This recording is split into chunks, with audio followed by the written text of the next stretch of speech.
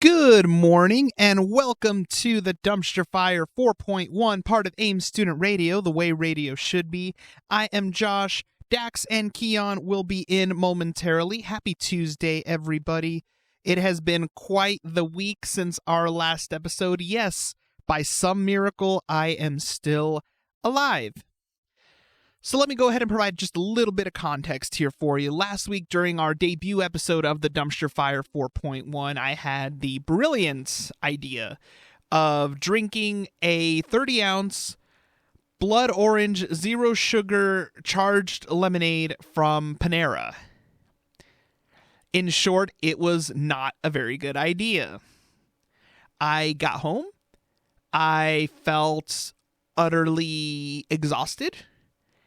And by about 9 p.m., I was completely wiped out. I was dead asleep, and I am not kidding you. I didn't wake up to go to the gym. The caffeine crash was one of the worst caffeine crashes that I've had. No, I'll say it. It was the worst one I've had my entire life. And I've had some pretty rough ones, but this one took the cake. It left me utterly wiped out. I slept like a baby. No, maybe even more than a baby. I was completely knocked out. Thankfully, I remembered to set my alarm to wake me up to start working. Otherwise, who knows what would have happened there. But, yes, that charged lemonade from Panera. I'm not going to be one of the people that says, no, don't drink it. Everybody can make their own decisions. But just know what you're getting into, because that thing, and keep in mind, it is no secret that I have a pretty high tolerance for caffeine. That thing knocked me out at the end. So just know what you're in for. All I can say is be informed. Know exactly how much caffeine is in that thing. According to Panera's website, the one that I had was 391 milligrams of caffeine. And the recommended safe intake of caffeine is 400 milligrams. So I was literally 9 milligrams under the safe amount. So do with that information what you will. It is a very tasty drink. I will give them that. It tasted delicious. Might have been one of the best lemonades I ever had. But it packs quite the punch. But in the meantime, enough of hearing me talk about my little experience with caffeine. Let me go ahead and get a quick check here of your weather on this very lovely weather Tuesday. I am loving this. Can we keep this weather for a while, at least until we get summer back, and then we can have the heat, which I need the heat. We all know this. I like the heat. I'm a lizard. Currently in Fort Lupton, we are looking at 46 degrees, a high of 62, a low of 24, sunny skies, wind gusts of up to 2 miles per hour. In Loveland, we are currently looking at 49 degrees, a high of 62, a low of 29, sunny skies, no wind. Currently in Windsor, we are looking at 39 degrees, a high of 61, a low of 25, sunny skies, no wind. And on the home campus of Greeley, it is a nice and balmy 50 degrees, a high of 61, a low of 22, sunny skies, no wind. It is going to be a lovely day out there. It's going to say it's feeling very spring-like, even though spring is still a while away. Although I'm just saying this, it's the end of January and we're at 61 degrees. What is going on? But that's not the point of this show. This show is to have fun, to entertain ourselves. Coming up later on the show, once we have Dax and Kion in here, keep in mind, this is all that I know so far. I got a Snapchat from Dax, and they were telling me, I'm bringing pancakes, so I hope you're hungry. This is going to be entertaining. This is going to be a dumpster fire. Please enjoy. We got some more music coming up here for you on AIM Student Radio, the way radio should be. Up next, we got Bulletproof Heart by My Chemical Romance. Enjoy. And welcome back to the Dumpster Fire 4.1, part of AIM Student Radio, the way radio should be. I am Josh. Kion and Dax have joined us. Hello. We are here, and we are legitimately eating sweet potato pancakes right now. We got pancakes. It's a good morning. Pancakes. Legitimately, there is a stack of pancakes. There is silverware, syrup, The works. The works. We have the works in here. It is. Joe, we we're brought being napkins. Clean. Joe, we're being Joe, clean. we'll We clean up the promise. station. We promise we'll be so clean. We won't spill anything. We ran late specifically so we could go to the store to get plates and napkins, and definitely not because I took like 25 minutes in the shower. No. Definitely not because I woke him up the first time at 8:30 this morning. Kion. And was like, get up in 15 minutes. I'm going to come back in here pissed if you're not awake. And then he said, okay, I can sleep for 15 more minutes. And what do you know? We were late. So See, I made pancakes. I vacuumed the house. I vacuumed got my dressed. house? Yes, I I packed all of my stuff because I've been staying at Kion's for the last week. So I'm going home tomorrow morning. And so I packed all my stuff up. I, made pancakes. I did the dishes. Kion got up late, took a really long shower, and made us late. Kion. At your service. So yes, this is just a typical morning on the dumpster fire. Let's see, what was I doing at 8:30 in the morning? Oh, I was playing pool. Why were you playing pool at 8:30 in the morning? Because I was here and I was at the campus commons That's or fair, student commons, and actually. I was just like, okay. Like Evan was just like, dude, you want to play pool? I'm like, okay, cool. That's And fair. actually, Evan gave me brought in some stickers, and I decorated my water bottle, and it's hilarious. Oh. Like I put some that have it says "I'm going insane," and then certified bruh moments. Good. Great. And then on the bottom, when I drink it, it actually has right here so people can see it when I'm drinking. It says, I'm at my limit. Yeah. Please help me. Yeah. Yeah. One of my favorite stickers that I ever had when I used to work at a chiropractor's office. Yes. Yes. We had these stickers that said "I'm well adjusted." Yes. I have one And on it my was laptop, but it got very Literally, worn off. it's like Oh, literally no. the funniest thing ever, Yeah. though, because she had them unironically. Stickers that said "I'm well adjusted," and so I took like a stack of them and gave them out to people because I was like, "This is the funniest." I think I actually gave one to V.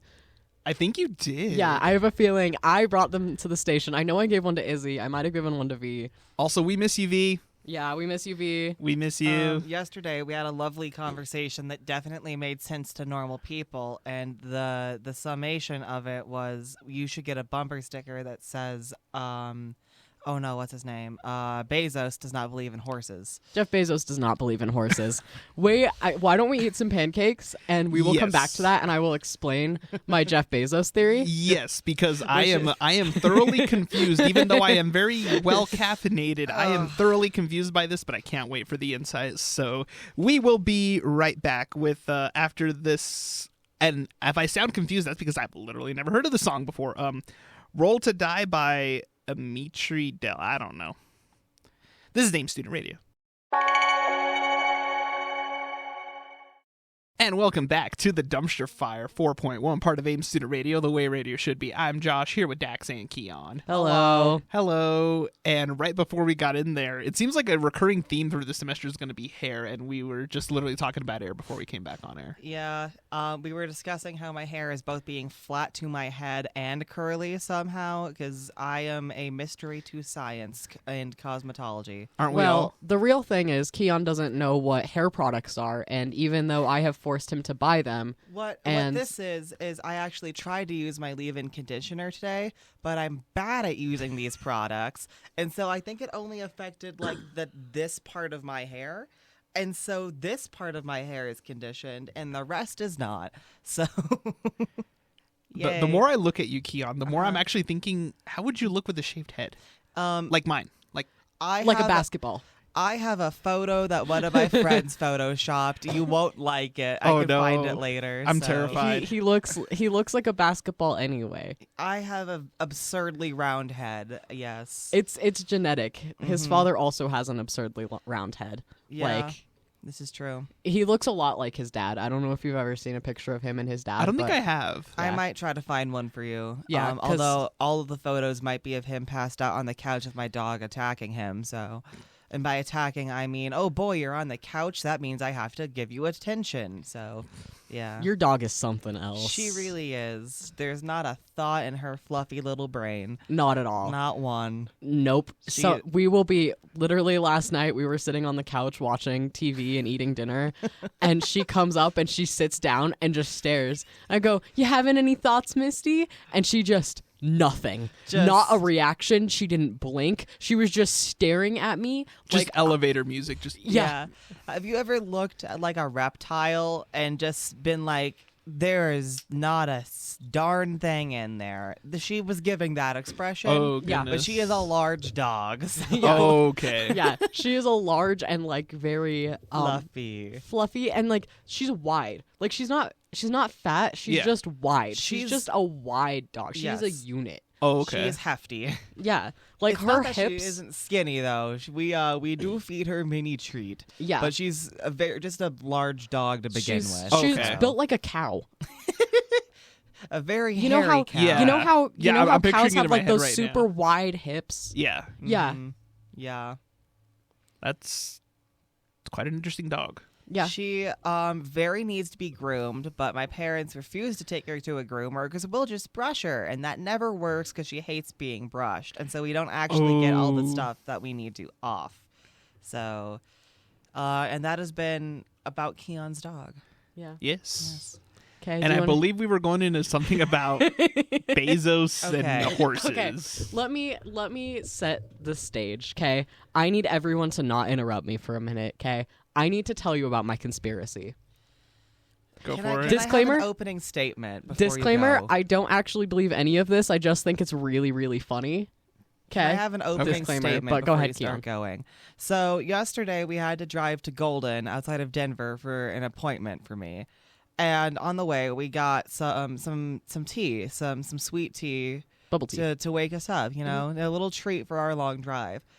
And apparently this was too much sugar for Dax's sleep deprived brain, and this all started when I said, "Oh look, it's an Amazon van." Yeah. Bezos himself is driving that van. Okay, Bezos can't And- drive a car. So, like, obviously, look at him. He can't drive a car. He's pretending that he can drive a car. I'm pretty sure that man has never been in a vehicle, right? Like Jeff Bezos. There's no way he's ever been in a vehicle. Look at him. Kion brought up the point that he built a rocket and was in a rocket. A rocket's not a vehicle. So I need you to imagine this conversation at like 9, 10. Was it 10? 10 in the morning, yeah. In Denver traffic, and me not being awake enough to say anything other than no to all of this. So Okay, so here so we go. Jeff Bezos can't drive a car. It's a conspiracy between him and Big Pharma. Of why he can of him being able to drive a car. He's just really self-conscious about it. He does have a driver's license though, because otherwise how would he be able to drink alcohol? So That is he has true. a driver's Yeah, license, he has a driver's but he's license, but he's- never been in a vehicle. No. Make it work. He doesn't. he just like teleports. He just appears. Uh-huh. He doesn't need a vehicle. Right. He really doesn't, though. Oh no. No. Okay. No, I so- mean, think about it. When you have that kind of money to the point where you can build your own rocket ship and be like, oh, I want to go into space because I want to play astronaut. So the vehicle thing happened because I was like, okay, well, does he just like jet plane everywhere like Taylor Swift? Does he does he just not use cars? And Dax goes, no. He just hasn't been in any vehicle at all. No. And how did we get to horses? We passed horses. Okay. Oh. Yes. We passed horses on We the passed road. some horses. Jeff Bezos made up horses though. Yeah. Jeff Bezos doesn't believe in horses because he made up the concept of horses. Horses aren't real. Jeff Bezos made Even up though horses. horses are like the oldest mode of transportation. No, he just made them up because he wanted there to be like another way of travel that he could like, be like, I can ride a horse, but he can't drive a car and he's never been in a vehicle. But he can ride a horse. But But horses aren't aren't real. because he made them up, so he doesn't believe in them. Correct. And yeah. It's you remember when wait. you remember during COVID when everybody was taking like those horse dewormers? oh, That's how Big Pharma comes into all of this. Big Pharma made up horses with Jeff Bezos in order to have the horse dewormers Help. as a treatment. Oh my goodness. And think about it. A horse is just a unicorn without a no. horn. So of course Jeff Bezos made up horses. No. It is at this point that I go, so how do boats work into this? Because you don't no. like boats. Dax has a fear of Fun- large vehicles fun- being on water. So Fun Dax fact. This is out of the bit. This is not. thoroughly dislike boats. Boats are my least favorite thing on the world. I think about boats and I get anxiety. I have given myself rashes thinking about boats before. I am not kidding. I have like a severe phobia of boats and the ocean, but more boats. So I go, how do boats work into this, Dax? Oh no. And What have you go, done? Boats aren't real either. Boats aren't real either. Boats no. aren't real. No, Jeff Bezos made up boats too. And I go, Dax, your dad is in the Navy. I don't have a You've dad. I made him been- up. Yes. Mhm. So Dax's dad isn't real because Jeff Bezos doesn't believe in horses. According to a very sleep-deprived and sugar-high Dax. I'm saying we need to animate this and just dump it on Reddit. Just no what is it? r/out of context. Just yeah, here you go, drop it Reddit. right in there. Yeah.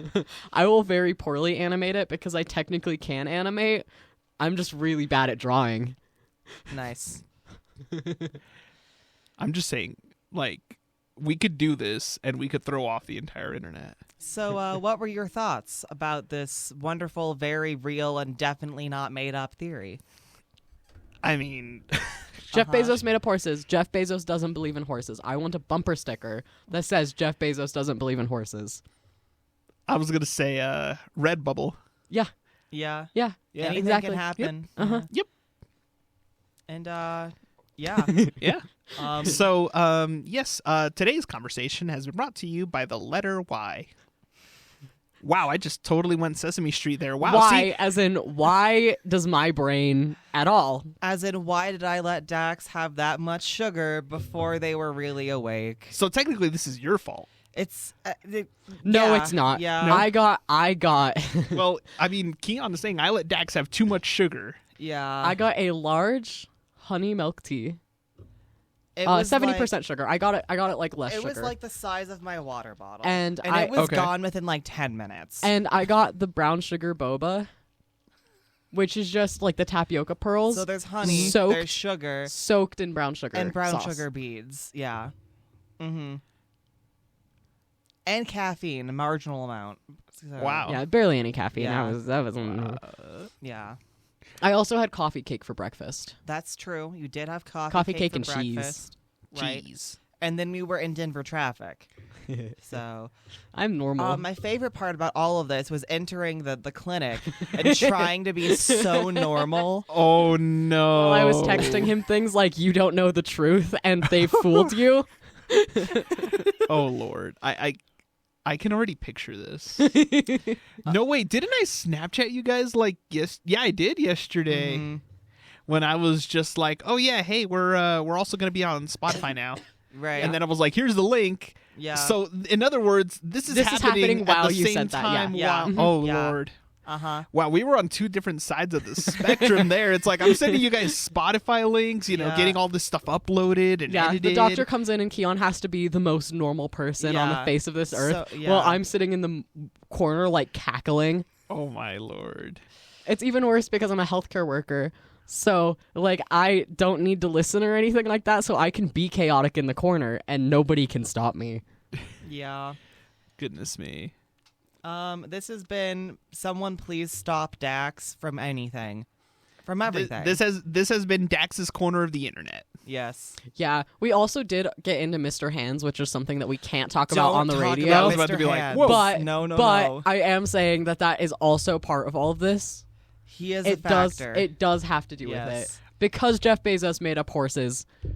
I'm just saying, this is an animation project just waiting to happen. Yeah. We can't discuss more about Mr. Hands, but essentially, because horses aren't real, that means Bezos had to be involved somehow in that kerfuffle. So, and so we'll let your brain run wild on that. Or maybe don't let your brain run Yeah. wild on this. Maybe just Maybe shut this don't. thought down and forget that I said anything, because that's Yes. probably better for your mental health. Yeah. I mean, I've known you, almost 3 years now? Yeah. Uh-oh. That's Yeah. a very contemplative look. You should not be thinking about Mr. Hands further. No, I wasn't actually thinking about that. Okay. It was a whole other thought, but then it started to open up. How do you say this? A thought opened up other thoughts into other thoughts. You and then, dominoed into the thought and then the train, thought. yes. No, and then the thoughts began to occupy other thoughts and they began to steal each other's thoughts. So I began to have like a thoughtception thing going on here. And now it's just a complete like, now all the thoughts are collapsing in on themselves. Horses aren't real. So we are going to go back to the music here on AM Student Radio, the way radio should be. When we come back, we are going to dive into the mystery that is Dax's bag. Oh. Enjoy.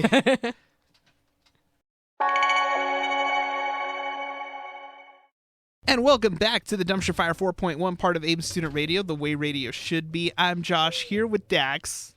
Hi. Kion is Kion is being held against his will by the pancake gods. You were like, we're going now, as I was shoving pancake into my mouth. So. I was leaned back in my chair not paying attention. I was scrolling on TikTok. And this segment has been brought to you by Dex scrolling on TikTok and Kion being held against the will of the pancake gods. Yes. But yes, all the stuff's still there. So Good as job. we were going Object into this permanence. whole thing, well, I can't talk today. While we were looking through this whole thing and trying to figure out what on earth we were going to do today, Dax starts Dax starts taking out stuff out of their bag, Yeah. and then it becomes more stuff. So we have just on the table, and all of this has come from the same bag. Yes, we all in the have- same bag. 2 Arizonas. Yes, A Red Bull. 1 Red Bull. Jaffa cakes, which is and a chocolate orange minis, which are both British candies. Mm-hmm. But like a full box of Jaffa cakes, like the Yep. full 20 Like a box, full like a size big box of Right. Jaffa cakes. Okay. Also on the table is an entire package of napkins, maple syrup, and pancakes. Well, those Yes. weren't in my But bag. those were in a my Okay, those different were bag. separate. Yes. Okay. So gotta now clarify. we've got the dinosaur sweater I'm knitting So we have some yarn. Yes. and an extra thing of yarn. So 3 balls of yarn. My half- headphones, Headphones. my pencil case, Oh dear. my notebook, and my laptop. Uh-huh. But wait, there's more. I've got Band-Aids and Neosporin because I'm allergic to like every kind of Band-Aid that's like typically available, so I always have like the Band-Aids that I'm not allergic to. That makes sense.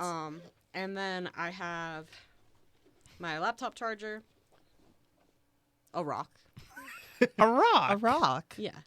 Oh, the pioneers Wait, used wait, to wait, let ride me see these that babies for miles. This is my it's my It's a very shiny rock. It's a very shiny rock. Is this like a worry stone? Yes. Hold on. Let me read exactly what it is. Hold Okay. on 1 second. I've Is got is it a sacred amulet of power that if it cracks could tear the fabric of time and space? Correct. Yeah. no, but Okay. but it is a rock that it hold It's a on. rock. Hold on. It's a rock. Hold on. I was gonna say, wait. I think there's like an ancient celestial being trapped in Okay. that rock. So Now that I that's look at that's it. flower Rock. agate.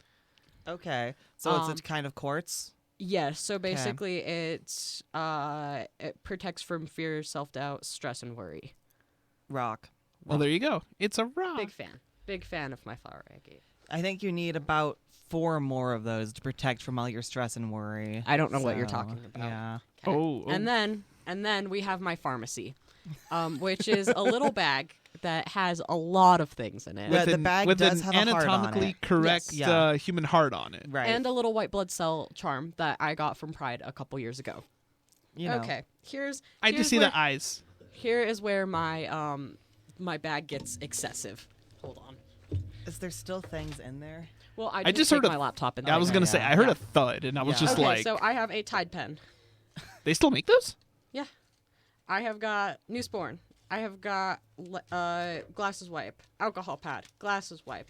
I have eye drops. I have Zofran. I've got Zofran. I've got Dramamine. I've got hand sanitizer. I have sodium chloride tablets. I have a pulse oximeter. I have hydration tablets.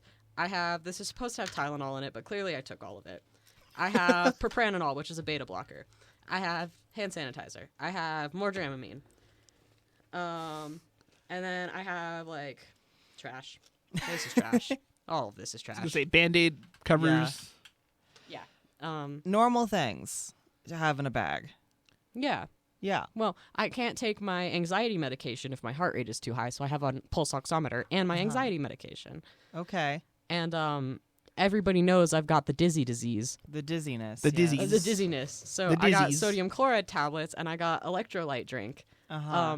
Just in case I need it. In case Yeah. you feel like you're going to pass out. And then I have really bad motion sickness, so I have a lot of Dramamine and Zofran because if I'm in a vehicle, I will die. Just it's a given fact. So Yeah. so what would happen if we took you to Elitch's? I actually don't get motion sick on rides.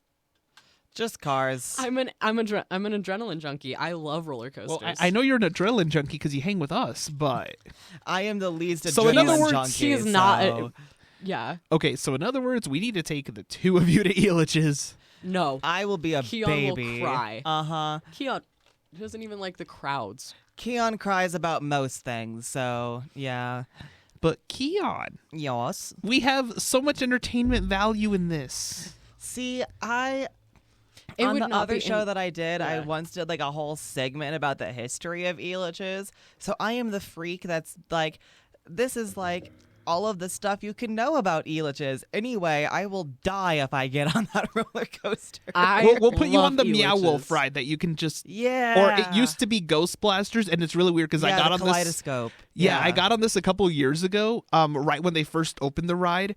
But the paint, like they had just painted over the Ghost Blaster stuff, but I think they used some cheap paint because the paint was peeling off. Oh no. And you could see the Ghost Blaster stuff, and then on some of the carts, because they used the exact same little light guns and everything Yeah. for Ghost Blasters. Yeah. And you could just tell that they just like slapped a sticker over it, and that was coming off.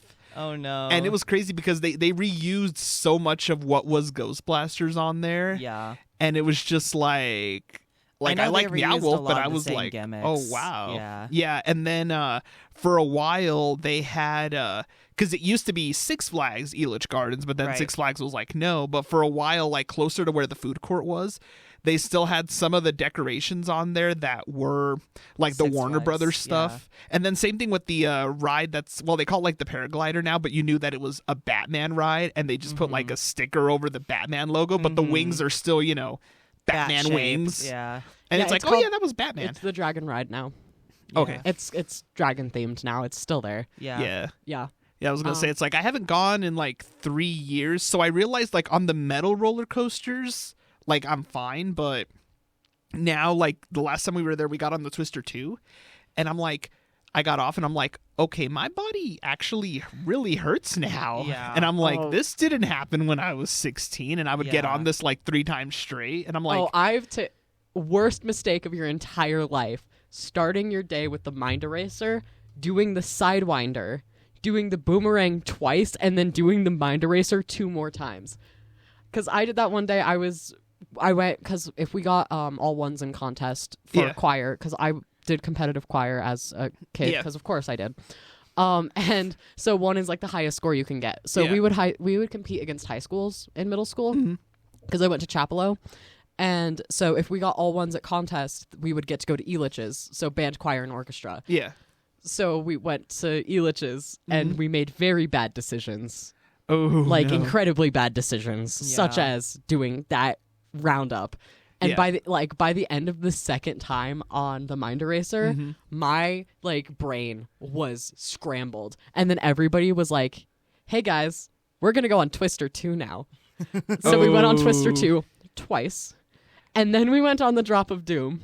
Oh, Yeah. Or Tower of Doom or whatever it's called. Yeah. Yeah. the Tower of The Doom. drop tower. But it was a painful day. Oh no. And No I regrets, also have an Elitch's school story, but it's very brief because I didn't do much. So basically they sent like all of the 8th graders there. It's like a yay, Yeah. you're going to high school trip. Yeah, they did And- that for me in my middle school too. Yeah. And as stated, I had no interest in like all of the rides. And so I was the designated bag holder while everyone was on all of the rides. Oh my goodness. And I was waiting at like the bottom of one of the water rides. Yeah. For them to get off of the water ride. Mhm. Except I am not a smart individual. And so here I am holding everyone's things Yeah. at the bottom of the water ride. And so Oh. I I can got see where this is going. everybody's things all drenched because I stood too close to it. And they were all not very pleased with me. no. And then I proceeded to get on the spider Yeah. one, the spinny one. with one of my friends who then proceeded to vomit like everywhere and looked up and said "ka-chow." So Is that Ray? no, that was Collins. Okay. Yes. Oh, That sounds like no. something Ray would do. Yes. Oh, no. And that's my Elitch story. Yes. Yeah. No, the first year that we went, like the weather was pretty good, but because of the way that the school district's calendar was set up, we always went to Elitch's or basically the last week of school, but it was the week before they would actually open up the water park portion of Elitch's. So it was the roller coaster, and it was pretty nice until about noon. And me and my buddy are about on the Twister 2 for the first time. Me and my friend Dominic. And we noticed that it's cloudy, but it's not really storming or anything. We're like, oh, whatever, it's cloudy. Yeah. And all of a sudden, like as we're getting up the hill, we noticed the winds start picking up.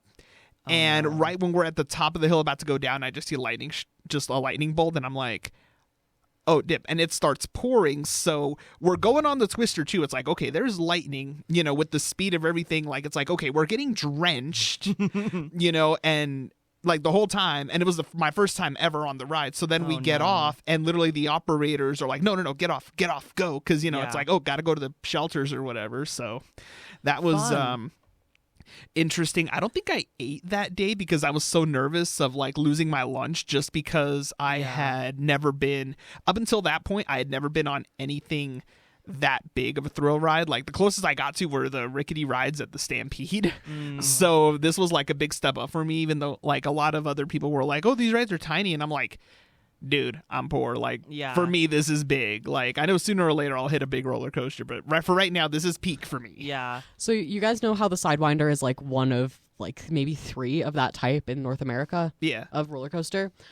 So the specific G's that it hits at the bottom of the loop is enough to make certain people pass out. And like by certain people, do out. we mean Dax? We mean Dax. So I love the Sidewinder for that reason because dude, you hit this point and you just like black out for just long enough and your body goes like limp and it's a weird adrenaline. Like it's a different kind of adrenaline. That is not one that you can do more than once in a row though. If you are like one of the people that passes out, because oh boy, your brain will be like not happy with you. Your brain's like, nah. All of the blood is in your feet. Everything hurts. Oh. You have to climb a bunch of stairs to get there, which we've established that I have heart issues and circulation issues. And so by the top of it, I think my heart rate was like at 194 or something like that. On a roller coaster and then I got on a roller blacked coaster out. and blacked out. And then I had Lord. to Oh my climb God. downstairs. No. Oh. And so And you're still smiling and being like, it was a great time. yeah, halfway down, I had to sit down on the stairs. And No, all my the friends were Sidewinder is like, just like a trip, even in and of itself, because it's like, oh, I just don't mind me, I just got to climb like Mount Everest worth of stairs here. like 6 flights of stairs Yeah, no, just like, to go the on this Mind- roller coaster. The Mind Eraser's what, like 2 flights maybe? No, it's 1. 1? Okay. If. Yeah. Yeah. Yeah, no, Yeah, I'm trying to think. And then Twister 2 I know is just the 1. yeah. Well, they changed it, didn't they? Isn't it like They changed something about Twister 2. You Yeah. know my favorite wooden roller coaster though? what? The Cyclone at Lakeside. I have yet to go to Lakeside. You haven't I've been driven, to Lakeside? I've driven past it a few times, but wait, I've never we gone. should go to Lakeside together this spring. Okay. I would be so down. I love Lakeside. I haven't That been. is a terrifying amusement park. Like if we're going to talk about ones that it's like, this probably should have been shut down 50 years ago. Yeah, that's one of them. But I would go with my grandma and my mom when I was younger because my mom okay. would get like Groupons and it was really cheap to go because we were poor. Yeah. So best thing was riding those rides at Lakeside. There you And that go. the Cyclone, it is such a good wooden roller coaster. Yeah. This year for the 4th of July, basically kind of some of the fun got dampered for me because of Mother Nature. So we did the parade. We always go to the parade every year here in town, and my buddy still had some extra carnival tickets, and she gave them to me. And I was like, okay, yeah, no, I'll use these up because I think she had like 12 of them left. So I was like, yeah, I'll go. Heck, free carnival rides. I hadn't been on the rides in a couple of years. So I was like, oh, okay, we'll go have fun. yeah. And it was cloudy. So I'm like, oh, it won't be that bad. And by the time we actually get to the Stampede, it's pouring and there's lightning. And then we're just there. We're like, okay, well, we'll wait and see. We went to like one of the shelters and we were just like hiding out there. And then it's just like, okay, well, we're going to be here for a while. Looks like the rides aren't going to open anytime soon. So it's like, okay, well, we'll go grab the giant, what was it, like the German sausage or whatever? Because they always have that big booth there. I forget the name, but it's like we got those. We got some other snacks. The whole time we're just like, okay, like me, my dad, my brother. No, even my mom too. She actually got beer this year. So we're just sitting like in this shelter, just it's like drink away, lads, you know. And then it was about 6:30, almost 7:00. And there was nothing yet about the fireworks and everything. And it's like, yeah, this isn't going to do anything. So we went back home. And then they were like, oh, there's like a 15-minute break in the weather. We're going to try to shoot off everything in 15 minutes. Oh, no. And then like by the time we got home, it had already started. But it's like, oh, okay. But it was kind of a damper because usually like the 4th of July, at least here in town, like usually the weather's pretty nice. But it was just like, well, it was going to happen one year sooner or later. We did have a very stormy July. We had a very stormy summer. Like me and my buddy, like we go swimming a lot in the summer. And for the majority of it, we had to go to the Funplex because every time that we were like, oh, let's go, you know, like Discovery Bay or something, rained out. Yeah. Same thing. We wanted to go to Waterworld, but all of the days that we could have gone to Waterworld, it was rained out or we were both working. So it's like, crud. Yeah. Yeah. The last time I think I went to the Stampede, I think I was like 12. And I was there with my cousin who was a few years younger than me. Mm-hmm. And they have like this rule of like you're not supposed to let kids like be on their own, right? Yeah. And I specifically was like, okay, well, he wants to keep being on this ride. And my adults that were there weren't going to do something else. Yeah. And at one point, the guy was like, oh, so it's you and your cousin, and I am the adult. Yeah. I was like 11 or 12, and Lord. they thought I was like 18. Because fun facts about Kion, I have been this height since like 5th grade. So they thought I was like, so you're like a high schooler in like 5th grade. Okay. So yeah. Yeah, let's say 5'2.5". Not very tall. Well, still, but they still thought I was older. For a 5th grader, yeah, really tall. Lord. Yeah. But 5'2.5", you're not that tall, Kion. Don't No, pretend. but like they thought Hi, folks. They thought I was a high schooler. So There you go.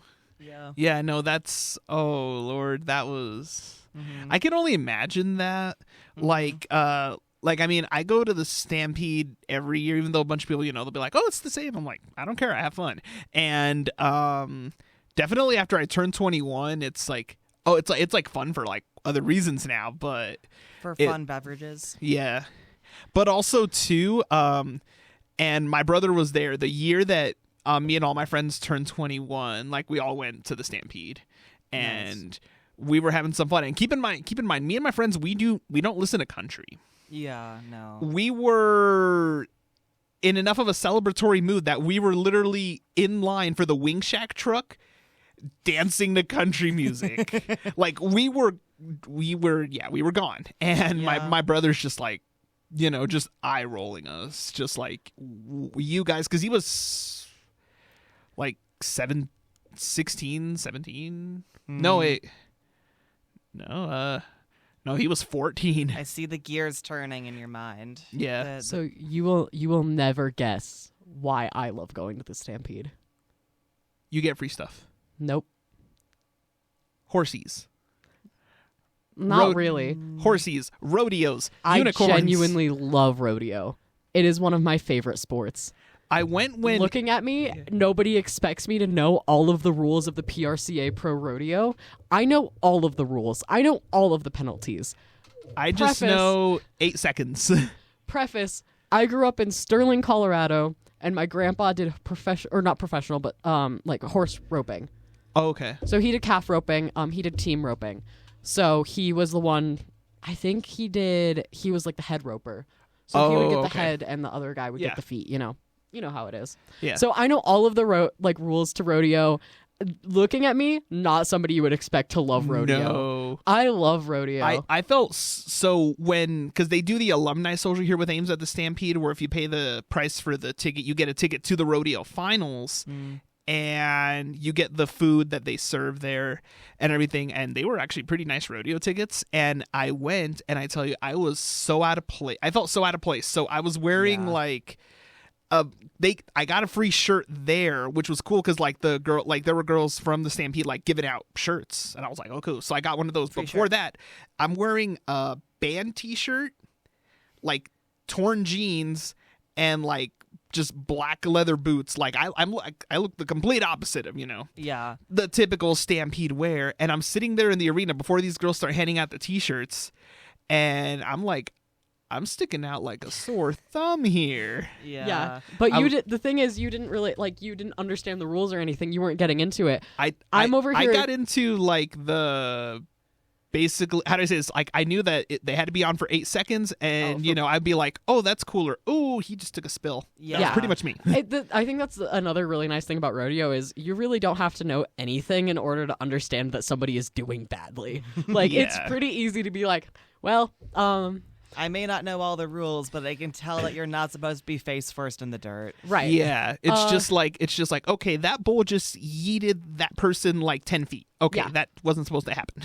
The biggest thing is like the penalties. So the calves have like on the chutes, the calves have there's like a thing where if the horse goes out before the calf does, there's like you get a penalty time, so it pulls a trigger that tells you have a penalty time. Yeah. And those are things like those are the little tiny rules that I know like all of, but there's a very low barrier for entry for rodeo as far as understanding. Like you can go and know nothing about it and still like enjoy yourself and comprehend what's happening in front of you. Yeah. Yeah.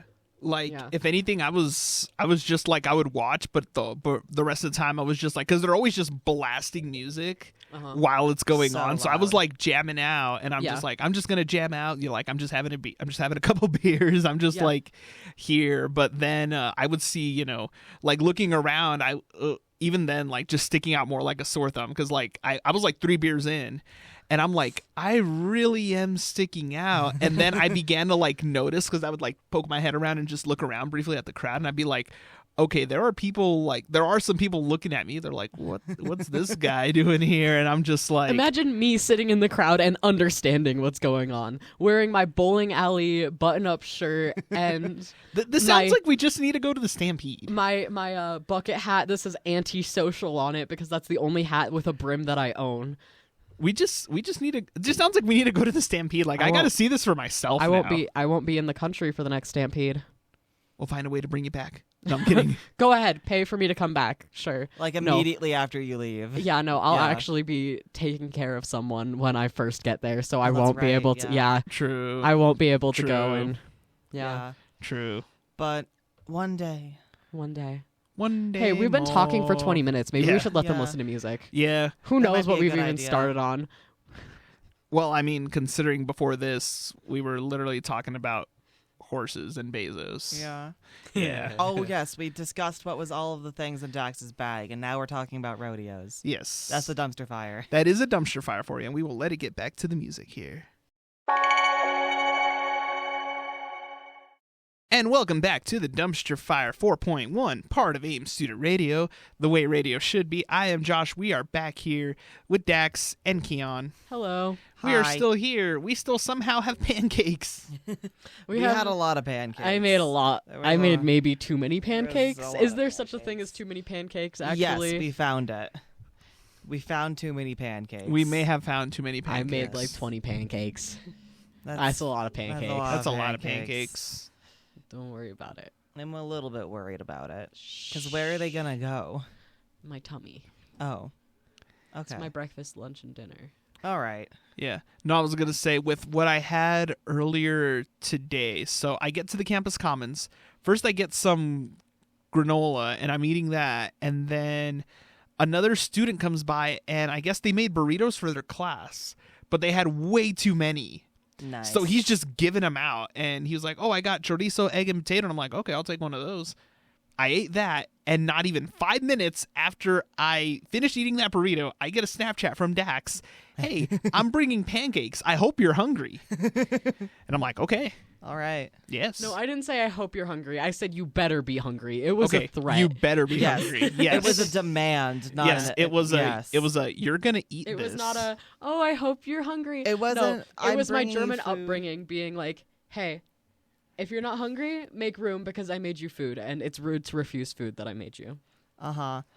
Like, it wasn't I'm bringing you food because I'm a good person and I want you to have my food. No, it was, I'm feeding you now. Yeah. Yeah. Yeah. Although, to be fair, I think this is the first time that Dax has, like, ever fed me.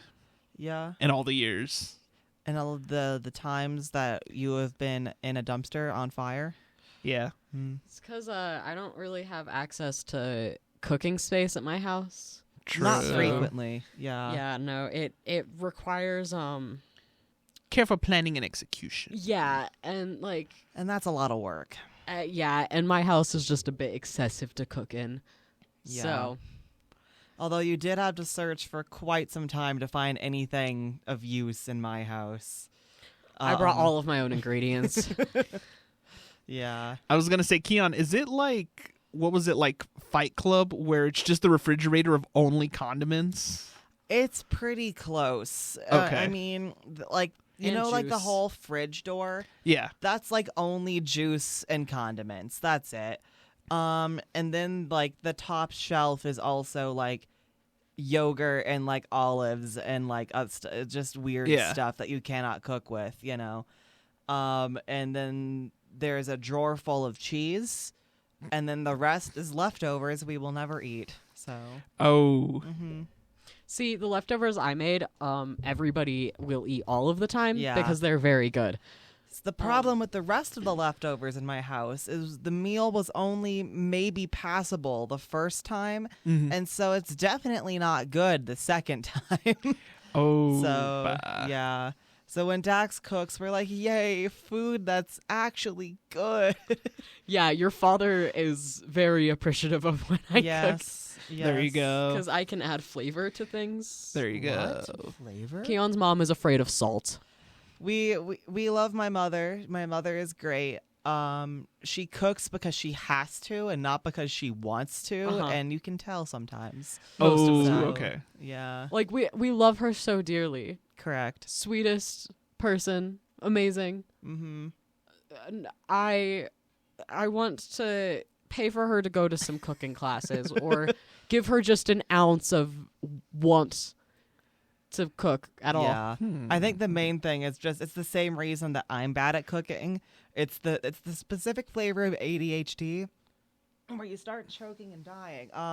It's the specific flavor of ADHD where you don't realize you're hungry and you need to cook food until you are Oh. starving.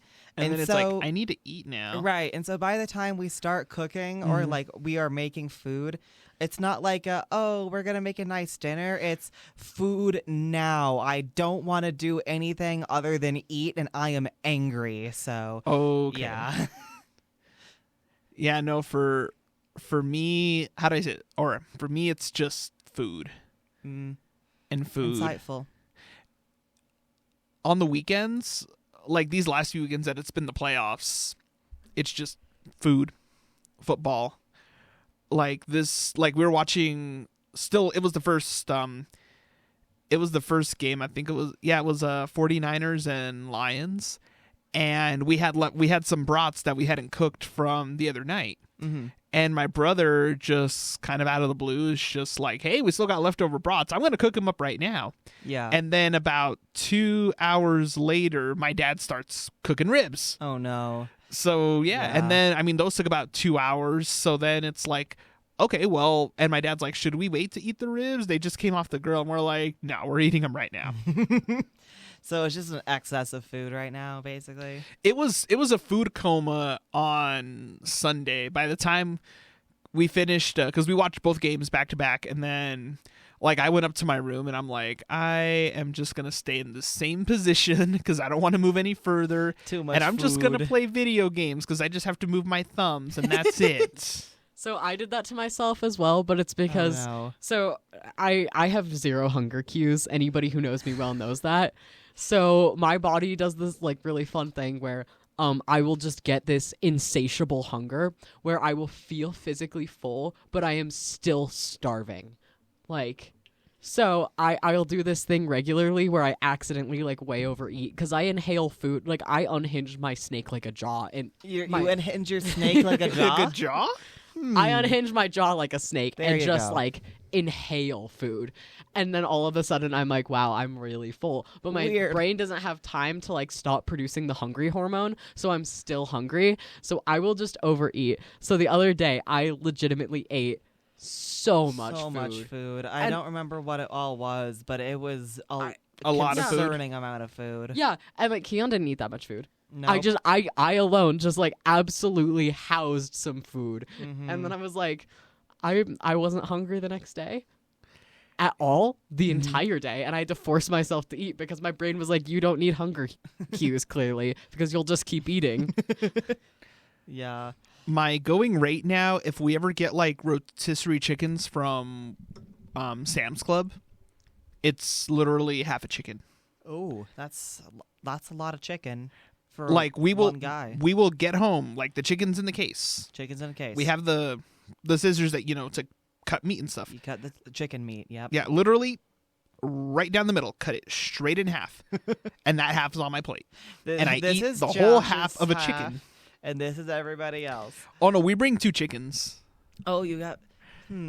Because usually what ends up happening is I'll eat a half. My brother will occasionally eat a half, and then That is a lot of chicken. And then my parents between the 2 of them will eat another half between the 2 of them, and the remaining half is just leftovers, and usually the next day that's my dinner. It's like, oh, the other half of a chicken. See, so it's like in 2 days I'll eat a full chicken. I'm just thinking about it because, like, oh, if I have like a thigh and like a leg, I'm good.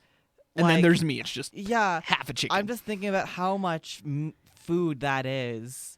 That's a meal. It is a meal, and more than likely that's probably dinner today, because on Tuesdays is the day that my mom does the laundry for her and my dad. And usually she's down because we have our laundry room in the basement, and she's usually down there all day. So oftentimes by the time that I get home from school and everything, and my dad's coming home from work, just to make it easy and not have to worry about cooking, it's just go to Sam's Club, pick up some chickens. Yeah. So that's probably my dinner tonight. I think a lot of unless the we have problems leftovers, for which I'm not sure if food we do.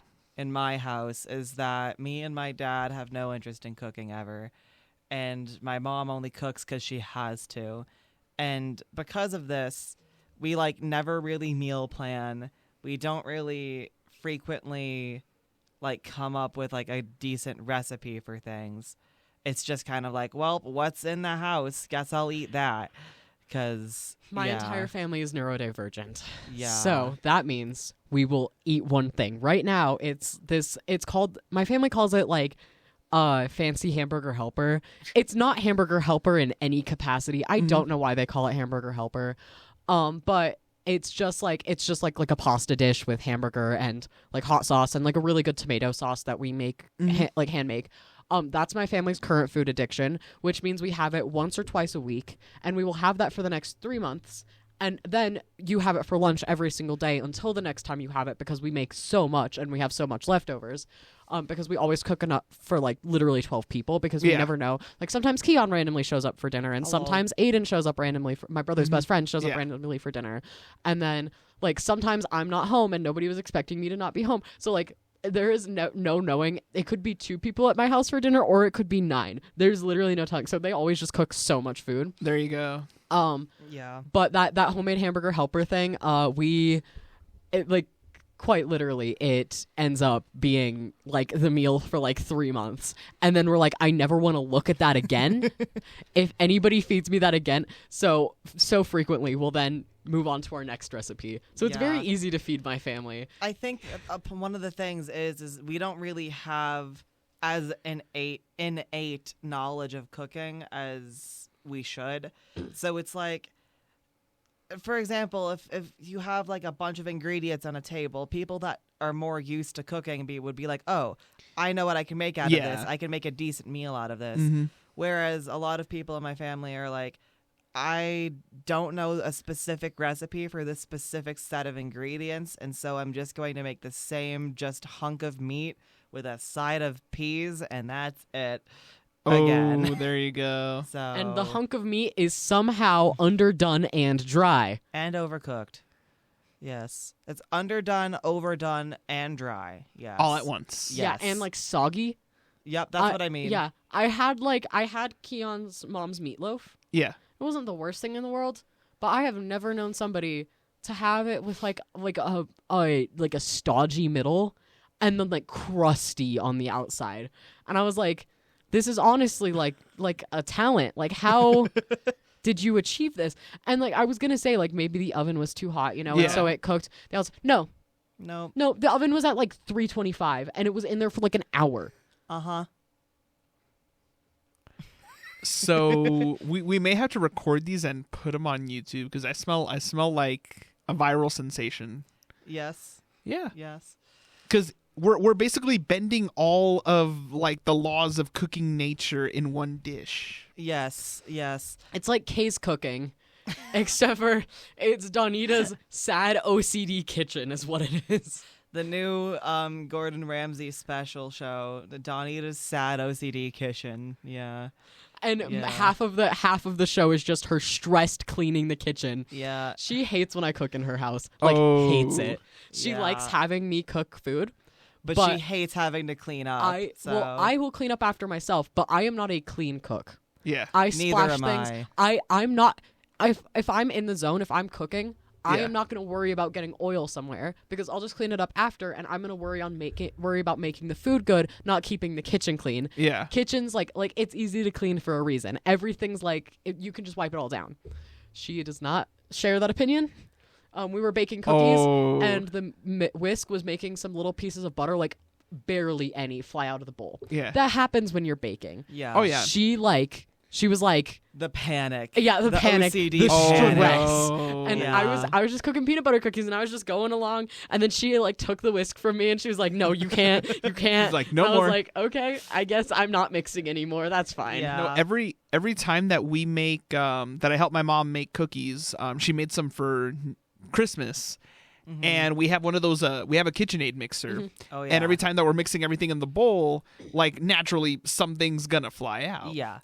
And it's almost always like right when you first turn it on that like it starts to, get some wind and it's like phew.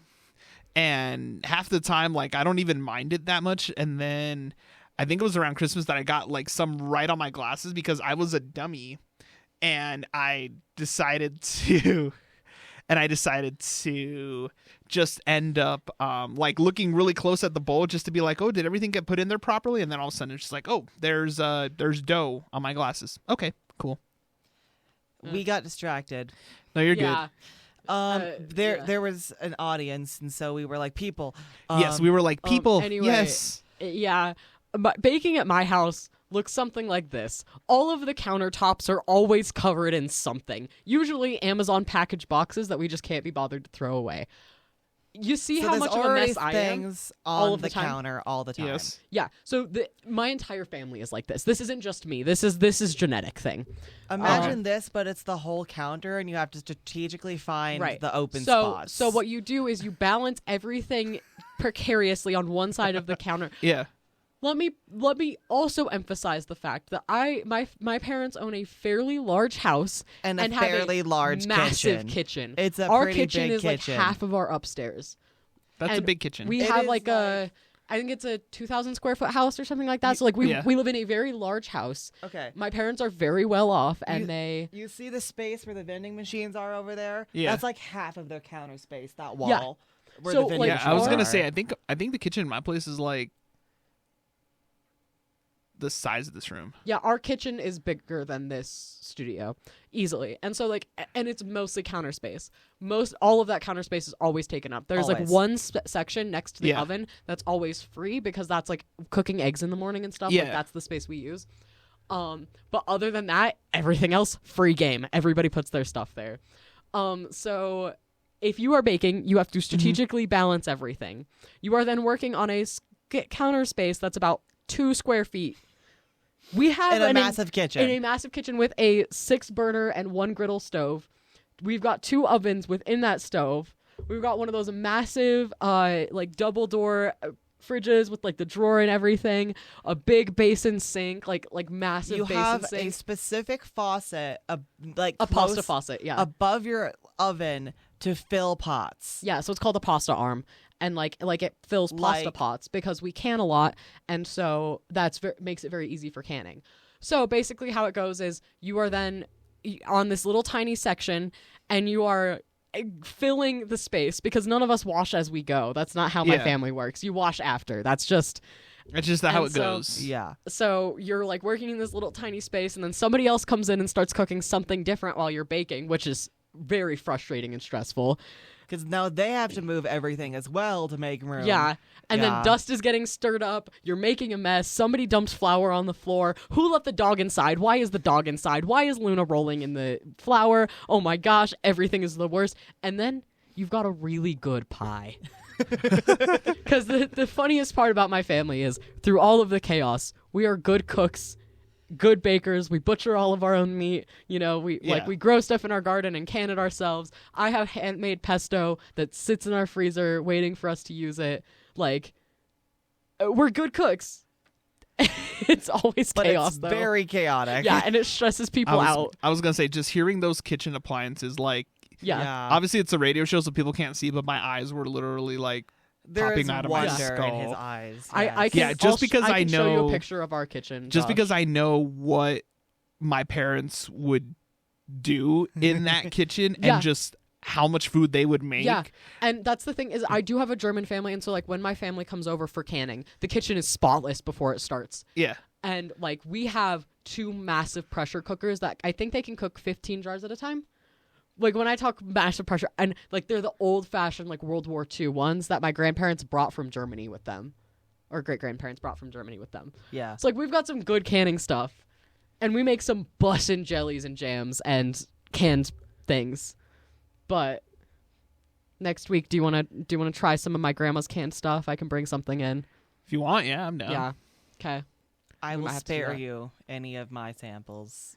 So. I was gonna say it's You know, I survived a charged lemonade, so it's a different kind of survival. Oh, okay. Yes. Okay. This is fully natural selection. Eating you showed resilience. That is natural selection. Okay. It's a miracle that I don't have a menagerie of tummy problems. So, yeah. I was gonna say that's all the makings of a strong stomach then. No. No. Ooh. No. Mm-mm. Yeah, because I feel like we've gone off the rails. Maybe we should have let people very listen much to the gone music. off the Yeah. rails, so we It's will go been a ahead and let it minute. get back to the music. It has been a little bit of a minute, maybe 2, but we'll let it get back to the music here on AIM Student Radio, the way radio should be. Why am I talking like this? See what they did to me? And welcome back to the Dumpster Fire 4.1, part of AIM Student Radio, the way radio should be. I am Josh here with Dax and Kion. Dax just had a very reaction look on their face. Yes. So for context, right before we got back in, I thought, I'm going to do a funny little laugh. And It was the worst thing I've heard in my entire life. oh, goodness me. I'm not going to replicate it on air because, Don't. no, we're not going to subject the audience No. to such things. Yeah, no. Just subject me to it. Torture me. That sounds... We're gonna Not Don't good. even We're gonna just go not right good. past that. We are blasting past that at rapid rates. Okay. So football, huh? So, yes, football. I Trying was... to small talk. Football. So over the weekend, I had the dummy thought of being like, so how much would it cost to find a weekend and a ticket to the big game in a couple of weeks? And I decided to pull it up. I decided to look up how much it would cost for staying at the Excalibur, which is a hotel that I've stayed at. It's not the nicest, but it does the job. It's on the Strip. You have a clean bed to sleep in. You have a mostly clean room. And honestly, if you're there, you're really only in the hotel room usually to sleep most of the time. Right. I spent way more time definitely not there. Yeah. But anywho's, I decided to look and I found one all-inclusive package. So this includes a official ticket to the game, all-inclusive pregame hospitality, weekend on location lounge access, a ticket to an Evening with a Legend cocktail reception, and a 3-night stay at the Excalibur.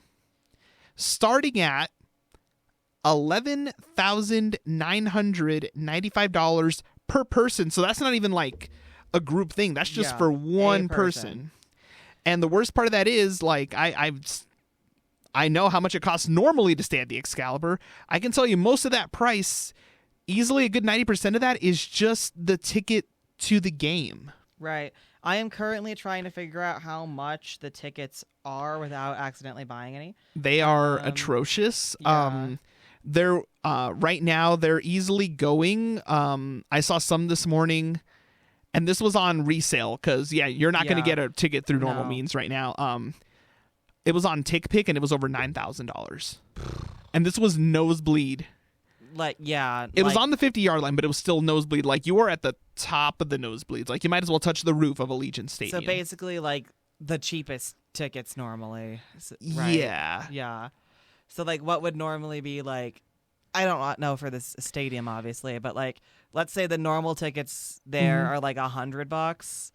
So if it's so they're doing it in Allegiant Stadium. This is where the Raiders normally play. Right. If it's regularly for like a Raiders home game, you're looking at maybe like $100. You know, maybe it depends. One, it depends on how good the team is, and two, oftentimes if what the visiting team is. Like, for example, if it's let's say like Raiders against the LA Rams. You know, they're not really rivals or anything. It's just a game, you know, then probably like $100 will get you in the door. If it's a division rivalry game, like if it's a Raiders Broncos game or a Raiders Chiefs game, then they're going to be more expensive because those rivalries have been around forever. Right. Like the division games have more weight to them in the standing. So they're just going to be more expensive. And oftentimes a lot of those games get broadcast like nationally. So for example, like on Sunday Night Football or on ESPN. Or Prime Video if you're doing Thursday Night Football. So those will always be more expensive because they're primetime games. Now, I don't really have that much football interest or know all. My main point of reference is hockey. Yeah. And I find that sentiment really, really interesting of like, this game is more expensive than this one. Yeah. Because I don't think we've ever had to deal with that. Granted, the main people I see are like the Eagles, so they're a minor league. But That's interesting. It's different in the pros. So like if you want to go to like, let's say like an Avalanche Sharks game. Yeah. You know, we don't really have a super big rivalry with them. But if those tickets are going to be cheaper. Yeah, if it's an Avalanche Red Wings or in this, well, that one's kind of cooled off because they changed all the divisions. But if we're talking like nowadays, like an Avalanche Minnesota Wild game, Lord, those tickets are expensive because that's a rivalry game. If it's now we're kind of brewing a rivalry with the Golden Knights. Those are also much more expensive because it's a rivalry game. Like, those are games that, regardless of what team is good or what team is bad, you know that both teams just hate each other and they're gonna beat the snot out of each other. So, you know, even if it's just for pride at that point, so those tickets will always usually be more expensive. It's like kind of the same thing with which makes sense because if it's a rivalry game, more people are going to want to come see that. And so it's a higher demand. Yeah, it's kind of like let's see, like District 6, you know, West versus Central. That's the rivalry that's always spanned, you know, decades. Sure. You know, some other games that may be West football games, you know, they might not be, you know, there'll be people there, but there won't be as many. But when it's a West Central game, snap, there are people there. I can tell you within recent years, volleyball specifically, West versus Central volleyball stands packed. Any other volleyball game, there will only be parents. Maybe 4 students show up to the game at all. I went to the West Central volleyball game this, what was it, it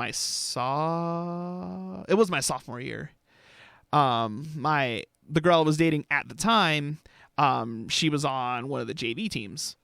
And I just ended up going to the game. And it was pretty full. It was definitely, I don't think it's as packed as it is now, but like at that time, it was definitely, you know, it was a very student oriented crowd. Right. Like there were parents, of course, but it was a lot of students. Right.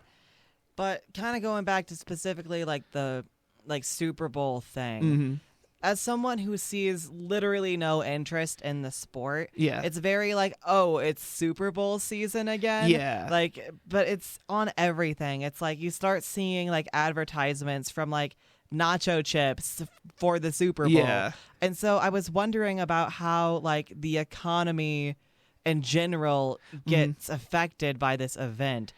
because It's like the tickets for like the hotels, yeah. like that's gonna be like affecting tourism so much. Oh yeah. I mean, it was actually a study that was just found. Prices for the Super Bowl for tickets to the game itself have gone up by like over 150%. Like oftentimes if you manage to go to a game, how do I say this? There are very few nowadays like tickets that are available to just the general public because there are so many. Like you watch any commercial now for like any major company, what's the big thing they're giving away right now? Tickets to the game. Right. So the amount, like Allegiant Stadium, it is kind of a bigger stadium. It's like it's almost 70,000 people. But when you divvy up how many companies are giving away tickets to the game, right? Because I can tell you, like, almost every single casino probably on the Strip probably has, like a giveaway. They're like, oh, if you do this, you can win tickets to the game. Right. Every other commercial, Doritos, they have their giveaway, Yeah. Major sponsors will have tickets to the game. So that already, with how many companies do those giveaways and how many people go bonkers to try to win those tickets, there's already a very small percentage of tickets that like anybody like you and I can just go and buy. Well, and if you do, they are horribly expensive. When you think about how expensive those tickets are, though, it makes sense why people are so gung-ho for all those giveaways. Yeah. A lot of people cannot afford like $10,000 to go on a trip and buy tickets. So it makes sense that they're trying to win those by like all of those tickets, which again makes those companies get so much money because there is so much demand to try to win that lottery. So yeah, and like the closest thing right now that we've gotten in comparison of like trying to get Super Bowl tickets, honestly enough, has been the Eras Tour. Yeah, because the Eras Tour was the first like tour in a very long time that had that kind of demand where people were gladly willing, because that whole tour was sold out, and across the world, not just here in the US, but were willing to pay, exorbitant prices, and people were willing to travel to go to the show. Like, it's not like, oh, you have other, for example, I knew a gal who, she lives here in Greeley. For her, and her family has money, but anywho's, she managed, I don't want to know how much she spent. She managed to go opening night of that tour in Arizona. She went to both shows, both nights here in Denver. Like, I don't want to know how much, but I knew a lot of other people that it was cheaper for them, or they didn't have a choice to where they either had to go fly to another city for that weekend to go see the show there, or pay like an exorbitant amount of money to try to maybe see it here. But a lot of other people, it ended up being cheaper for them to go fly out to a different city to see the show rather than their home city. And it's kind of a crazy thing, which, obviously it was a huge economic boost. Same thing with Beyonce's tour, the Renaissance tour, kind of the same. Both me and Dax have opinions about Taylor Swift. But, we know. Yeah. We're not getting into that on air. At the same time, I can see where you're coming from. Yeah. It's another thing where it's like a very high demand tour that is drawing in a massive amount of people that like nothing else does. Okay, here's what I have to say about the Super Bowl. I am a big hater of the Super Bowl as well. For the specific reason that every Super Bowl weekend has always been the weekend that I've been able to celebrate my birthday. And I hate football. And as a 6-year-old, when everyone in your family is watching the Super Bowl and you're opening Christmas presents by yourself with your grandma at the kitchen table, that's depressing. Yeah. Nobody has any interest in your birthday. And as a 6-year-old, that hurts. That hurts a lot. And then like it would be a whole thing because then like people would rent out all of the spaces for Super Bowl parties the weekend before and after the Super Bowl. And so it's like having a Christmas birthday. Yeah, there was like nowhere for me to have my birthday parties. 2 days after Christmas. Yeah.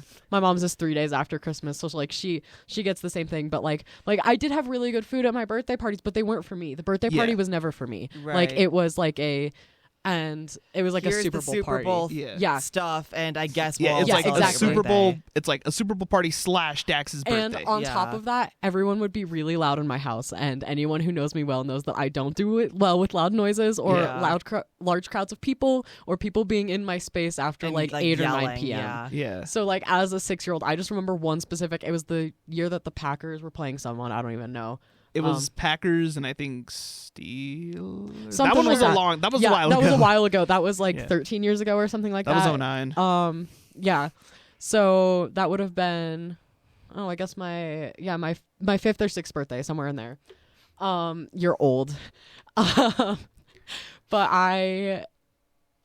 that was just like the worst birthday of my entire life Yeah. because my least favorite aunt, who is a witch of a Something. human being, she was like in charge of the Super Bowl party and made sure that like nobody was celebrating my birthday that year. Oh no. So like I just hate the Super Bowl. I think it's like the Yeah. worst thing ever. It's made me have a hate for the NFL in general. I Huh. think that football is New Dax not lore a dropped. great sport. I would literally rather watch baseball, and anybody who knows my opinion on Oh, baseball knows that I am a baseball. big hater of baseball as Yeah. well. Boring. It's way too hot. I've sang at so many Rockies games. I've sang the national anthem, and it's always so freaking hot and boring at those games. There's like, honestly, I'd rather watch golf. No. Yeah, Yeah, no, I'd rather watch was like, golf I can't do than golf. have the Super Bowl be a thing at all. I was gonna say So- I'll do Top Golf, but that's way No, different. I will. That's just I will bing. watch professional golf. There is one time that I chose Mm-hmm. to watch horse races over football, so there is that. I actually love watching horse. Going Yeah. back to the fact that I love rodeo, I also Yeah. love horse racing. So it's just there's something about hearing my grandpa yell about this horse named the Star Spangled Banner or something. Yeah. It's really funny. Yeah. So I'll watch horse races, but usually that's because for me, there's a monetary Yeah, betting involved. thing Yeah. involved. I Dax knows maybe one too many casino stories. I know too many Vegas stories about Josh. football. Yes. Football. Football. Football is a bad sport. I don't necessarily disagree with you. Football is just rugby for babies. You've got all of this padding. You have no actual tackling skills. You know how many concussions rugby has? Hardly any, because they actually know how to tackle each other with, like, to be good at football, you just have to be big and be able to run fast and hit people really hard. To be good at rugby, you have to have, like, actual skill and, like they pick their teammates up to catch balls and stuff. My favorite TV show and my favorite movie both have to do with rugby. Don't Why worry do you about think me as a big guy who can kind of run and tackle people played football? Yeah, exactly. Yeah.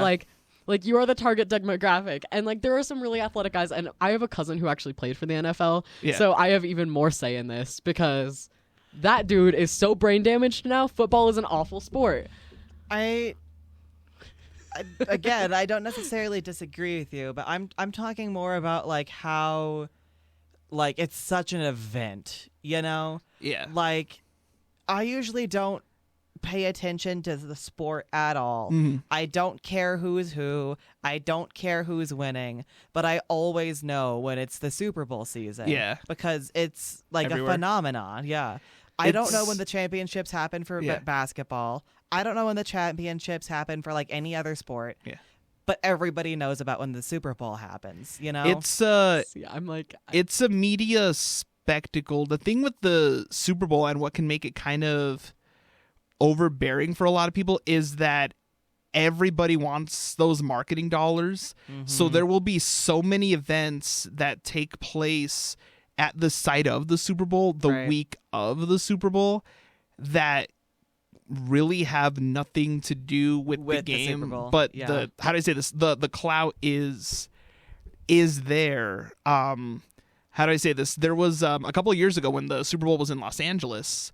They had this huge thing outside the stadium, like going on all week long, and FanDuel, a company that I do most of my The betting, the yeah, betting yeah. on. They had this huge event, and they had a bunch of celebrities doing a bunch of games with people, and there were some ex-football players that would jump in on that. But other than that, they didn't really have people that were involved in it at all. Like they had Right. pro wrestlers there, like they had my girl Alexa Bliss there. They had a lot of just random celebrities being part of these events, but it had nothing to do with the game. Yeah. But yet they had this huge stage, this huge setup and everything just outside the stadium. So and there were a bunch of people there because they were there for the game, or they were there all week because they just have this, it's like a giant party the entire week out there. related to that is the whole like halftime show thing, which I don't care for it. However, there is a lot of people who won't necessarily watch the actual game, But they'll watch the halftime show. but they'll watch the halftime show or the which ads. there's some or the ads, right? They'll watch the game specifically because they know it's such like a spectacle, you know? Oh yeah. I think that the one thing that I can say though is like I am a fan of like I like the concept of like the camaraderie that football. Yeah. I'm too anxious to like actually participate in any of it, right? Yeah. Like I'm like I don't like people or having people in my house, but like I get it. Like I get why people want that. Like they have Yeah. a thing to root for, right? Like having that makes you feel good. Having your team win makes you feel good. It gives you something, you know, to rant Yeah. about or whatever. Yeah. It's just not for me.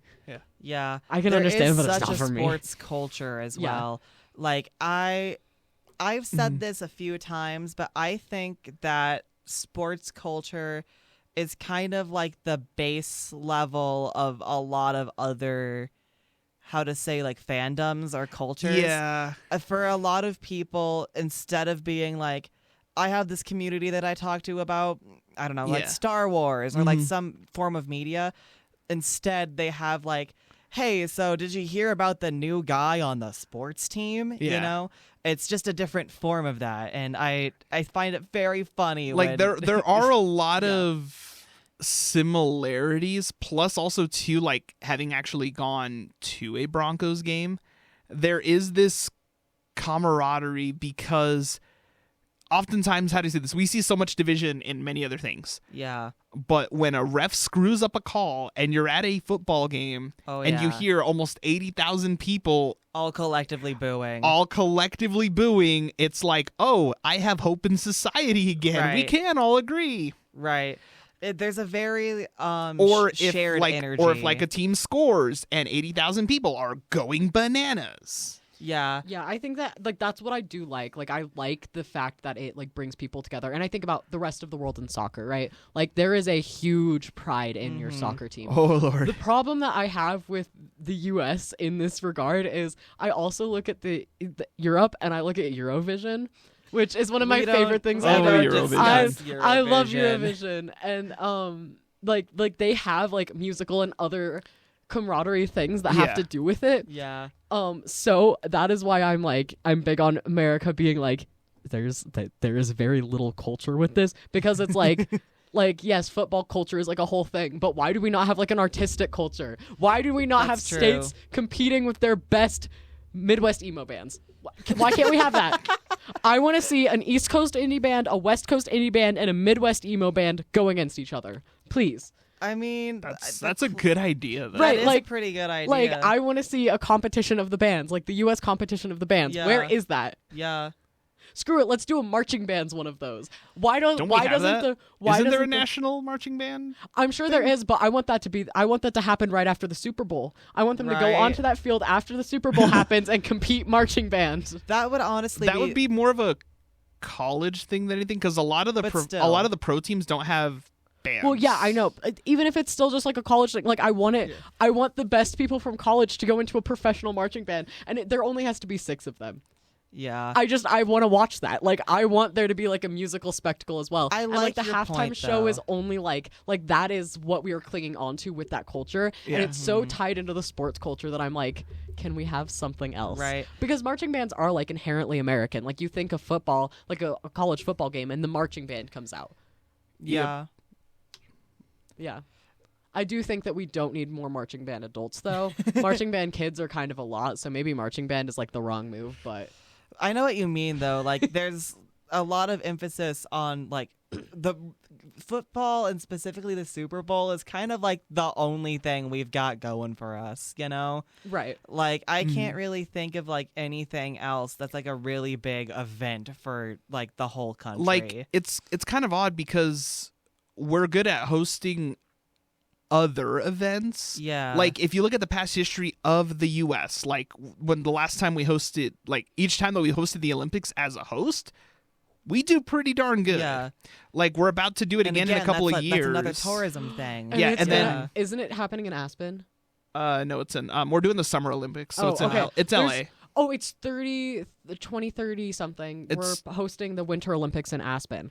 Which is like a whole other thing of how Which- far out they have to plan so they make sure they have enough amenities. So actually, my family has been like we are watching, and as soon as the tickets go available for the Aspen Winter Olympics, we are going. I want to go, and they just I'm going into the few sports things that I do know. Yeah. So do you guys know what knuckle huck is for snowboarding? You tried to explain Okay. this to me yesterday, and I have no idea what you're talking about. So knuckle huck, you know how like when you're doing like freestyle snowboarding, how you they will sometimes like do flips on the ground and stuff. Yeah. when so I knuckle huck- personally am doing freestyle snowboarding, got No, it. when they Yes. you would never stand on a snowboard.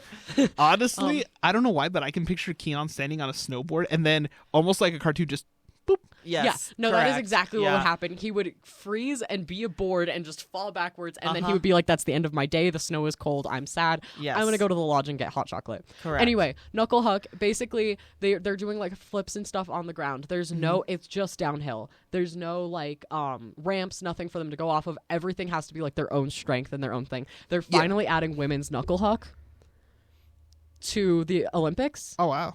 And to also to the X Games, which is really exciting because women have literally never had slopestyle or knuckle huck. They just recently added slopestyle, and now they're adding knuckle huck, which is like a whole big win because women doing knuckle huck is like the craziest thing ever. Because like the guys will do like all their flips and stuff, the girls will be doing like gymnastics on their snowboard downhill going like 50 miles an hour, and it's the coolest thing ever. Why do we not have women's knuckle huck? But anyway, X Games in Aspen are happening soon. When the Olympics in Aspen happen, I am like, my family is fully going. We have a fund saved specifically for that. Like, we have a savings account with interest saving specifically for that because we want to go to the Aspen Olympics so badly. Yeah. Would Aspen even be able to really host it though? Yes. They are already Because they're working on already that. very tourism based for like the Yeah. skiing that happens Okay. there. So Yeah, no, because I just say this just because that is a huge part of other places that have hosted the Olympics Like that they Rio. will, like Rio, that they'll massively overbuild an infrastructure for, however many days the Olympics is, but then afterwards they don't have a use for it. Like here in the Right. U.S., haven't had too many problems with that because we already have we already have a lot of the arenas. infrastructure Yeah. because we do have such a huge sports culture Yeah. that half the time, like for the Olympics, half the time it's just like, oh, we just have to put in, maybe a few more extra seats, to accommodate the crowds. But then since they already use so many existing stadiums and stuff anyway, like after that, it's like, oh, we'll just add temporary seating to fit more people in for the Olympics. And then once the Olympics are over, just take it out Right. and we're done. It's not like where, like, what was it? Sochi? Yeah, it was where they massively overbuilt all these crazy structures that they're never going to use again. Right. And they're just there. Same thing with Beijing. Yeah. They built so much and it looked really cool for those 14 days, that Yeah. the Olympics happened. And then it's like, oh, I think Russia have did no the same use for thing this. too. Japan Yeah. actually did it right though. Yeah. well, Japan has like, they did All of the better. everything that they built for housing the Olympic athletes and has turned into low income housing. right. that's So smart. that's what they did. They used they quite literally flipped that space into, and all of the beds were like those cardboard beds where they unfolded, and people were like, it's weird about the cardboard beds, but they could add multiple mattresses, and Yeah. it was very customizable to each person's comfort from each different part of the world. Yeah. So they Right. had the option for people from, I'm trying like a lot of Asian countries have sleep on much harder mattresses on the floor. Right. Yeah. And so they had that option to customize it to literally anywhere you were from in the world, which is True. cool. Japan did it right where it adapted to everybody's different cultures and everything Yeah. in a very eco-friendly way because Yeah. wooden beds then they for can that many people. Yeah, but then they can also reuse like Yeah. that infrastructure. So I do believe, if I'm correct, the cardboard beds went to like relief funds. So like after a Yeah. hurricane, those Yeah. they're very easy to store, and so they're in relief. They're like for if Yeah, a for, hurricane like, it- happens or something. Yeah, or The tsunami stadium or itself, though, I think was the problem. Yeah, but I 'Cause mean, It was specifically the fact that they made like a very high-end, very big stadium that was like, while I think it's still used for as like a concert venue, very rarely is it ever Yeah, used to it's- full capacity because of how massive they overbuilt it. Yeah, that's the thing So- is with the Olympics, because they draw so many people, Yeah. is that so many places are massively overbuilt. Yeah. And then it's like, oh, we don't use these actually that's one of the things that helped contribute to Greece's economic Yeah. downfall, was because for the '04 Olympics they're like, oh, we're bringing it back to where it all began, and they built these massive venues. They looked amazing. But then they're like, oh, we're not using these anymore, and it costs so much money for us to maintain these very empty buildings that we're never going to use, so they're just going to sit there and rot. Right. But then it's like, somebody had to foot the bill for all of that infrastructure. the thing about Yeah. Aspen is they can keep the Olympic Village and such and keep that as a tourist destination. Right. True. Like that is It's something already that a very Aspen- major tourist venue. Right. Yeah. And so like they will have to build like a massive ice rink and such. Like that Yeah. will be something that will have to happen. However, there is the tourism there. There is like Yeah. that massive thing that's already Whereas Greece, I know too much about Greece. Yeah. They were already suffering too much from. Basically, they had too much of a reliance on tourism. Yeah. But they didn't have the economic strength to continue supporting their monuments Yeah. and stuff.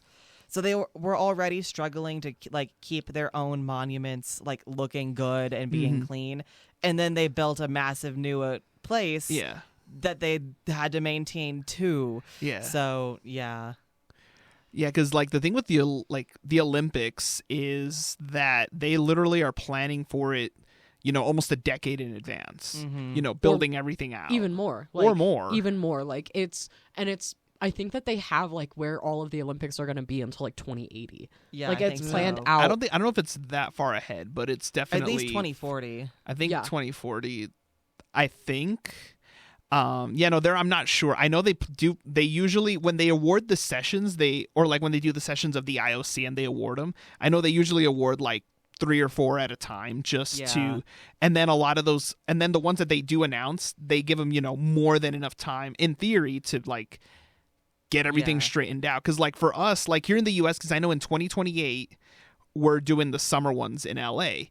Yeah. What helped them win that bid was so many of the infrastructure projects that they are going to put in for the Olympics, they had already said way beforehand Yeah. that those infrastructure projects were going to happen regardless of whether or Regardless of- not yeah. they got the bid or not, because they need them. Yeah. So in a lot of ways, it's going to do the city good because they needed to build the stuff anyways. Right. So, once the games are over, then it's like, okay, well, cool. It's like now we can have use this the stuff. that we built. Yeah. Yeah, so it works for them. And then a lot of the existing structures that they used from, I think it was 84, the last time LA hosted it, a lot of them they were already using for recreational purposes anyway. So a lot of Right. them are still standing. They're like, oh, renovate them, maybe modernize them a little bit, put some extra Yeah. seats.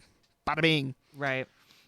I think that's one of the big differences. The U.S. already has really massive sporting culture, and so Yeah. we already have a ton of the stuff that we would need for it. Same thing with the Whereas Greece yeah. really did not. Same so. thing with the World Cup, because I know we're going to be hosting that soon too. Well, we're splitting the bid. It's going to be a North America World Cup. Most of the matches are going to be in the U.S., but I think there's a handful in Mexico and a handful in Canada. But with us, we don't have to build stadiums for the World Right. Cup. We're just literally almost all the stadiums that are being used for the World Cup are just NFL stadiums that were Right. built big enough that they can host a FIFA regulation soccer pitch. Yeah. So it's not much of a change. One thing before we wrap up here, because I think we're getting close to needing to. Yeah.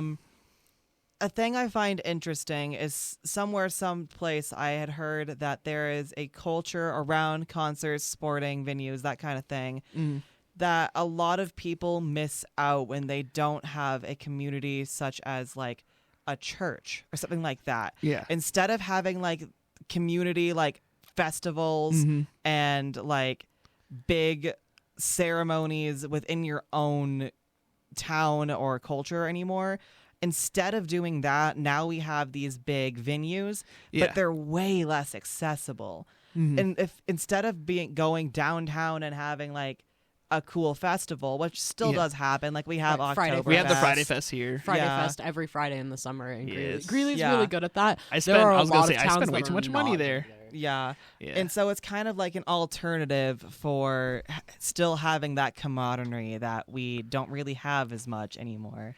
So, it is, how do I say this? In a lot of bigger cities, you do kind of lose that, or how do I say this?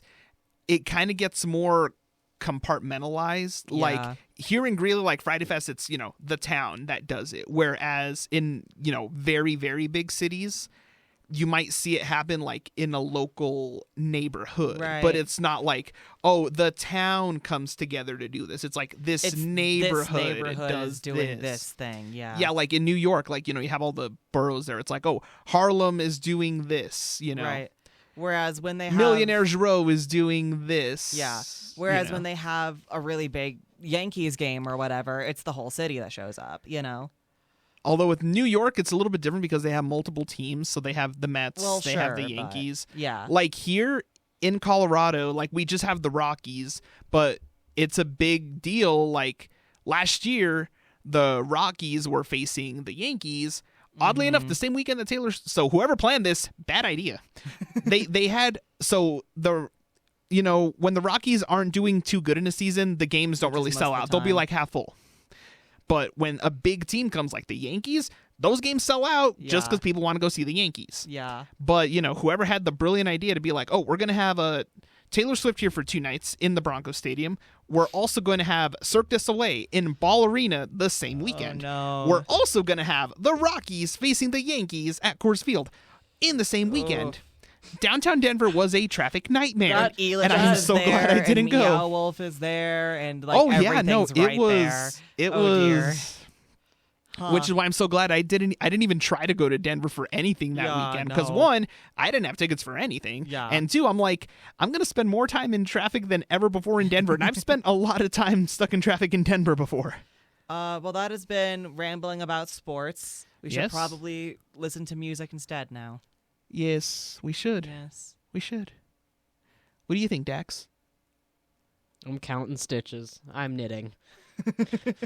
Dax is I'm knitting a sweater. Dax is counting stacks and writing 24-inch chromes. 5. Yep.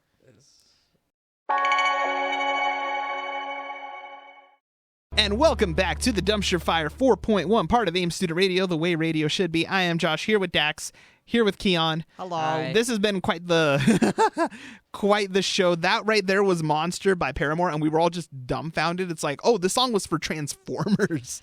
I don't remember that movie at all, probably because I'm not sure if I ever saw it, but I remember that everyone talked about how bad it was, and so I was just clowning on the fact that this like well-known Paramore song is from a very bad movie. Me and my brother went to go see 2 and 3 in theaters. I'm sorry. But also, too, we were the target audience for that age. It's like, oh, we want to see robots fight and stuff go boom. Yeah. So we were the target audience. But I just remember, like, the one thing that they did have was each one of them had a really sick Linkin Park song. At least those original 3 did. Yeah. And then usually the soundtracks were pretty solid, even though most of them had nothing to do with the movie. They were just like, oh yeah, here you go. Yeah. Like right now, Paramore apparently was on the soundtrack for 3, which I'm like, I don't really remember, but okay. Like, all right then. It's like, okay. Yeah. I have never seen a Transformers movie in my entire life. Huh. Gasp. I haven't seen most movies. We know. It's interesting what movies I have seen and you have not, and what movies vice versa. I have seen a lot of 80s movies. I am a big fan of John Travolta. Good. I have not seen the majority of like 80s and 90s classics, and that's a problem. I've seen too many. Yeah. Just too many in general. Too many Like, I mean, movie? I was one of the people that pulled a Barbenheimer, Yeah. and I watched Oppenheimer and Barbie the same day, which turns out will actually fill you with dread. Yeah, that's fair. Because I saw Going from Oppenheimer. Barbie to Oppenheimer was I a good way did to it. I crush did your it the soul. reverse way. I went to the early, like one of the first showings of Oppenheimer the day I went to go because it's a 3-hour movie, Yeah. and that one it's like, oh, this movie left me with existential or with because the way it ends, it's like, oh, dread that. Yeah, we literally built the tool to destroy the world. Yay. And I had about 30 minutes in between both movies.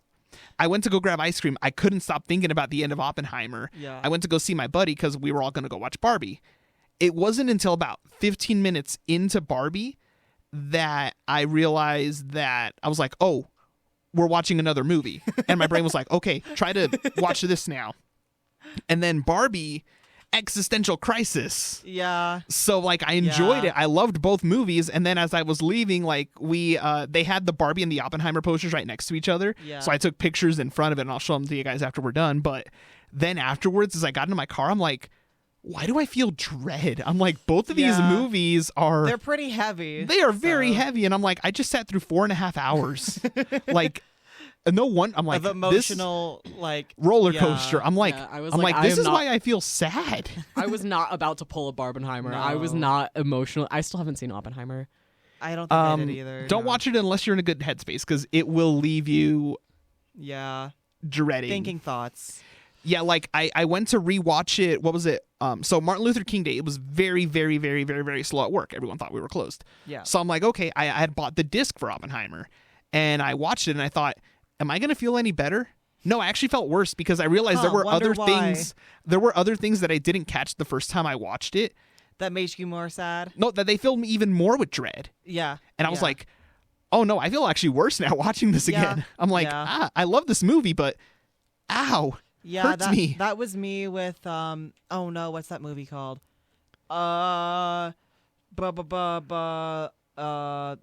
Dead Poet Society. Ugh. The first time I watched it, I was like, movie, good Mm-hmm. Yeah. movie, all right. The second time, I actually was prepared and felt Yeah. way worse about it.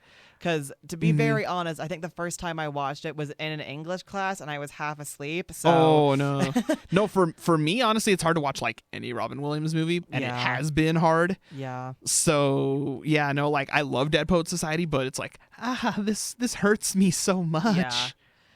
Well, this is probably our last segment of the day. We're Yes. gonna be wrapping up soon. Yes. So what are our closing thoughts today, gang, homies? Elon Musk No, doesn't believe in the no, moon. no. Jeff Bezos no. doesn't believe in horses. Okay. The opinions presented by the speakers of the AIM Student Radio is not the opinions of the AIMS as a greater organization. Good job, Kion. Thank you, Kion. Yes. Yes. But yes, I have a lot of things in my bag. we Sports ate a bunch of sweet pancakes. potato Yeah, pancakes. pancakes. We talked about football Yes, and sports and sports. and Sport ball. Sport ball. Sport ball. Yes.